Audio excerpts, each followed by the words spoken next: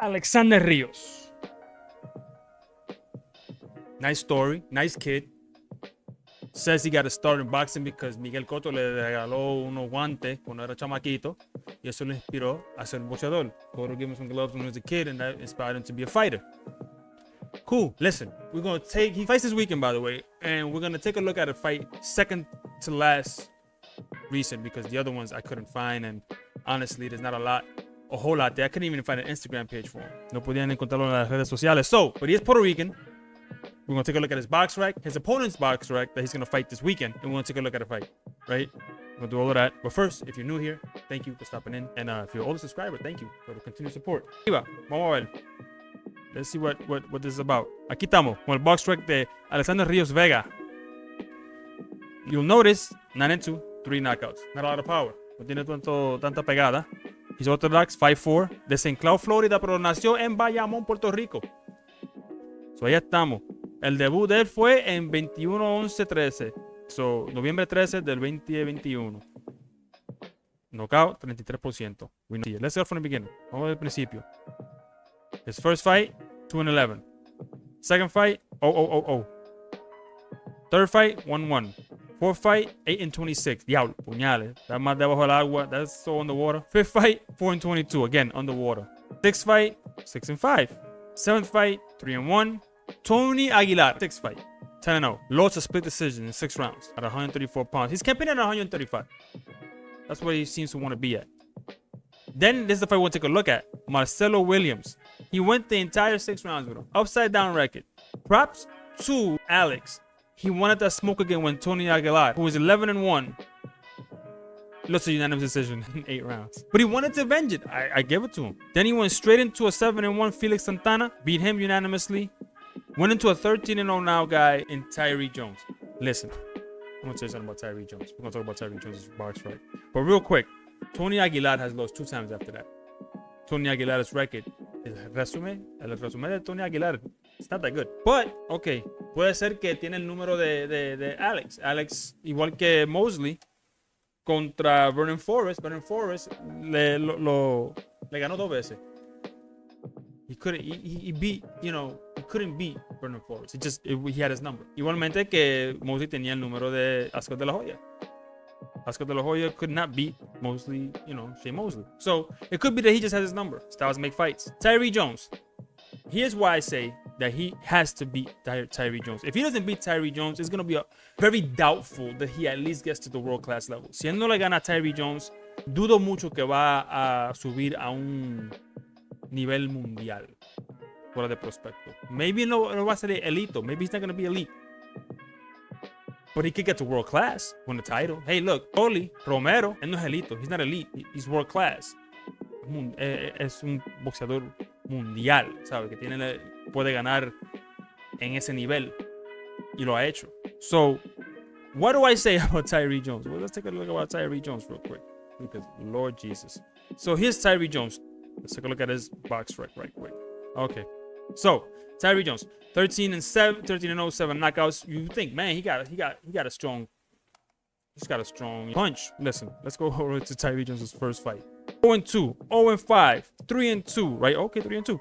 1-32, 3-9, 0-1, 8-22, 8-52, 6-4, 10-19, 23-36. This man has never really fought a guy whose record has not been underwater. Esta es la más basura resume I've ever seen in my life. This is the worst resume I've ever seen in my life for undefeated prospect at 30 years old. Holy crap. This is the worst resume. Bro. And he hasn't fought since 2023. He hasn't fought in 2 years. And his last fight 2 years ago was a 23-36 guy.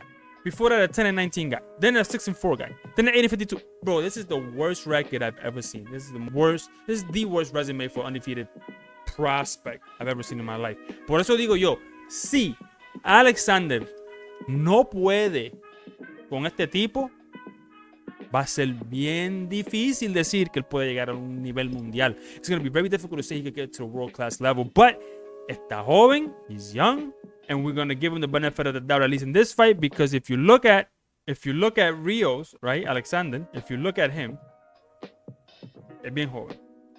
Vamos a darle la duda. Vamos a mirar hasta la pelea de la hora. Quick. Let's take a look at a few rounds. Not too many rounds. So you can see pretty much, like I said, it's his fight before he fought Aguilar again and lost unanimous decision. This is the best that I can find. I couldn't really get any other fights that were worth. I mean, like I said, it's not much on him.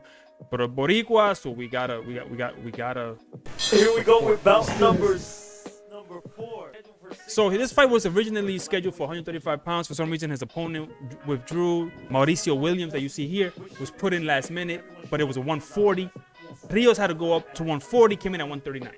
It was, it is what it was. He actually looked better here at this weight. But again, I don't know if he can compete at 140. I think he wants to stay at 135. You could see that he's a pressure fighter, right? Not extremely pressure, but he likes to go forward. The thing is, he steps around really well, but he doesn't step into his punches. He's kind of his distance. Again, if you know my channel, si tú sabes mi canal ya, y sabes lo que yo hablo, siempre estoy hablando de distancia. I'm always talking about distance, knowing your distance about how close you are to your opponent and how far you are your opponent before you start throwing a punch. Él lo tira demasiado de muy afuera. Él sabe moverse alrededor. He knows how to move around his opponent, step outside, step inside, but he doesn't know how to step into a punch, right? Y también es las combinaciones. He don't have a lot of combinations on his punches, so he should work on those things. Pero tiene bastante herramienta en el maletín. Man, he has a few, tools in his arsenal. You can see it. Tira bien, tira al cuerpo bien, controla la pelea un poco. So he does have those nice things, those nice intangibles. Can he take a deep breath and take it to the next level? He has to dominate Tayre Jones. Has to. It cannot be close. It cannot be controversial. And if he loses, va a ser difícil para salir y decir que todavía tiene un chance a actualizar un nivel mundial. I don't know if he loses to Tayre Jones that we can say he's a prospect of any sort to get to the world-class level. We definitely could say he won't reach elite. You see here, he's working. He works nice. This first round was all Alex. Working nice, working inside, working outside. Again, though, one punch at a time. Using his jab as a rangefinder, but it's still, see his distance. He doesn't know it. He's throwing those hooks a little too far. And in the second round, you'll see he gets caught right at the bell. Like I said, you see he has a lot of good, movement. He can do certain things. So I like the fact that he's doing all of that. So that's nice. But at the same time, can he get, to that next level? It's going to be tough for him, I'm going to tell you right now. It's going to be tough for him. It's not going to be easy. Let's get to this. Now, here's why he gets caught. And he gets caught like this twice in this round. And it's again because of his distance. Williams right now, see how he got caught with that overhand right because he didn't throw his punches. He didn't step into him. He stayed on the outside a little too long and threw it too wide, too far. Easy counter. Again, right there, another overhand right coming out. It's almost like he's lapsing in concentration, como si no estuviera concentrando en el trabajo que tiene que hacer. Pero de aquí para adelante él le gana fácil este round. Se lo quita, como que se despertó un poco y bueno, trabajó. And he works after this round. It's it's just that, bro, you gotta wake up. And at 135, you got killers at 135 coming up, and 140 is loaded. You gotta get these guys out of here, or at least dominate them. You cannot go tooth and nail with gatekeepers. He's a nice kid. I would like to see him kind of, get somewhere. We need all the stars we can get, man.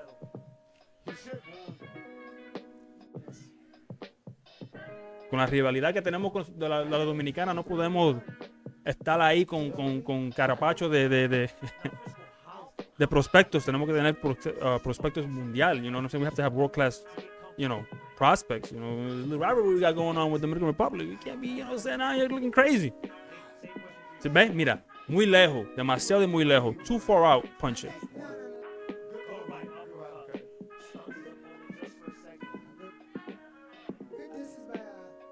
Se ve bien al 140. Él vino al 139.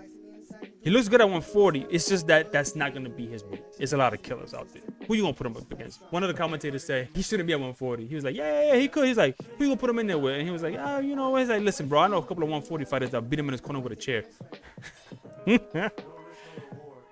Judges Joanne Richard and Shammy Shipman both score the bout 60-54. For the winner, by unanimous decision, Y así tiene que ganar. Alex Ríos Definitivamente. Vega. No tiene pegadas. Tiene unas cuantas herramientitas ahí para hacer algo en el juego de boxeo. He has the tools to do something in boxing. I don't know if he needs to get a new trainer. I don't know if he needs to do certain things. But he has to put his punches in bunches. Tiene que poner sus manos en combinaciones. Y tiene que medirle el power. He has to measure that distance better. If he does that, listen, if I were him against Tayre Jones, go for knockout. Vete para el knockout. Ese tipo no te debe darle en el ring contigo. He shouldn't even be in the same ring as you. His resume is trash. El resume de Tayre Jones es basura. Oh my God, it's so trash. So get out there, dominate him, put a little post, knock him out if you can, on to the next. Así tenemos que estar. But anyway, let me know down below what do you think about Alex Ríos Vega. Do you think he can get to that? You think that now that he has 2 losses behind him, that he can kind of move on? Do you think he has any sort of talent enough to make it to at least the world class level? Let me know down below, and I'll see you in the next video. And I'm out. Peace.